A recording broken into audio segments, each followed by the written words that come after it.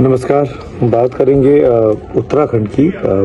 समान नागरिक संहिता लागू करने वाला देश का पहला राज्य अब उत्तराखंड होगा, इसमें कोई शक व शुबा नहीं बचा है।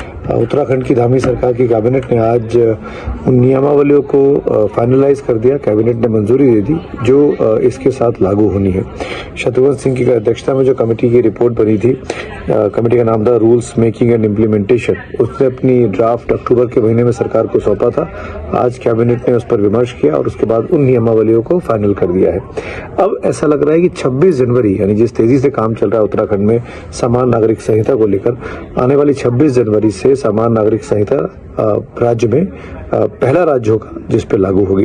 हालांकि गोवा में लागू है, लेकिन यूसीसी बनने के बाद ये देश का पहला ऐसा राज्य होगा जिसमें लागू होने वाला है। तो क्या बदलेगा? समान नागरिक संहिता का मतलब मोटा मोटी वही है कि हर धर्म, जाति, लिंग के रहने वालों के लिए एक जैसी कानून होंगे। चाहे वो प्रॉपर्टी का कानून हो, चाहे वो इनहेरिटेंस का कानून हो, चाहे वो शादी की बात हो, चाहे वो रजिस्ट्रेशन की बात हो, चाहे वो चाइल्ड सर्टिफिकेट की, बर्थ सर्टिफिकेट की बात हो, इन तमाम चीजों में हर धर्म के लिए एक जैसे नियम कायदे होंगे। तो ये तो मोटी मोटी बात हो, इसीलिए इसका नाम समान नागरिक संहिता, यूनिफॉर्म सिविल कोड, यूसीसी कहा गया है।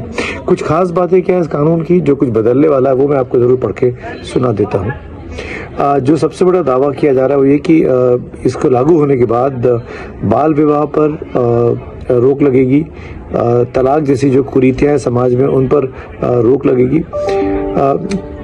किसी भी धर्म, संस्कृति, मान्यता और रीति रिवाज इस कानून को प्रभावित नहीं करेंगे। कानून बड़ा होगा, रीति रिवाजों से काम नहीं चलेगा। महिला अधिकारों को मजबूती मिलेगी, बाल अधिकारों को मजबूती मिलेगी, जैसे कि शादी का रजिस्ट्रेशन, पंजीकरण कंपलसरी होगा। लिव इन रिलेशनशिप भी आपको डिक्लेयर करनी पड़ेगी। पति पत्नी के जीवित रहते दूसरा विवाह करना प्रतिबंधित होगा। सभी धर्मों में विवाह की न्यूनतम आयु उम्र जो है लड़कों के लिए 21 साल, लड़कियों के लिए 18 साल फाइनल हो गई है। इसमें अब चेंज नहीं होगा, जो कि उत्तराखंड का एक कानून कहता है। दूसरी बात जो कही जा रही है इसको लेकर वो ये कि पति पत्नी के तलाक का घरेलू झगड़े के समय 5 वर्ष तक के बच्चे की कस्टडी बच्चे के माता के पास रहेगी। अगर बच्चा छोटा है 5 साल से तो माँ के पास बच्चे की कस्टडी रहेगी अगर तलाक की नौबत आती है। सभी धर्म के लोगों में तलाक का अधिकार समान होगा। ऐसा नहीं कि तलाक तलाक तलाक कह दिया और तलाक हो गया। लीगल प्रोसेस होगा, उसके जरिए फॉलो किया जाएगा। बेटा और बेटी दोनों को ही संपत्ति का अधिकार मिलेगा। मुस्लिम समुदाय में जो इद्दत और हलाला की जो प्रोसेस होते हैं उस पर रोक लगेगी मुस्लिम समाज में। ये एक बड़ी चीज है। मुस्लिम समाज की महिलाओं को भी बच्चे को गोद लेने का अधिकार मिलेगा। ये इम्पोर्टेंट चीज हो गई है। शादी का रजिस्ट्रेशन, ये एक इम्पोर्टेंट चीज हो गई है। संपत्ति के अधिकार में जायज और नाजायज बच्चों दोनों के अंदर कोई भेद नहीं होगा। यानी जो बच्चा लिव इन रिलेशनशिप से अगर पैदा हुआ है और आगे जाके प्रॉपर्टी का डिस्प्यूट होता है तो उस पर उसका भी प्रॉपर्टी पर उतना ही अधिकार होगा जो एक सामान्य बच्चे का होगा। कोई इसमें वो नहीं है, इसमें बच्चे की कोई गलती नहीं, ये माना जाएगा। तो ये कुछ बड़ी बातें हैं। नाजायज बच्चा, जिसको आज की तारीख में नाजायज कहा जाता है, जो कि शादी के बगैर पैदा होता है, उसको जैविक संतान, बायोलॉजिकल ही माना जाएगा। किसी भी व्यक्ति की मृत्यु के बाद उसकी संपत्ति में उसकी पत्नी और बच्चों को दोनों को समान अधिकार मिलेगा।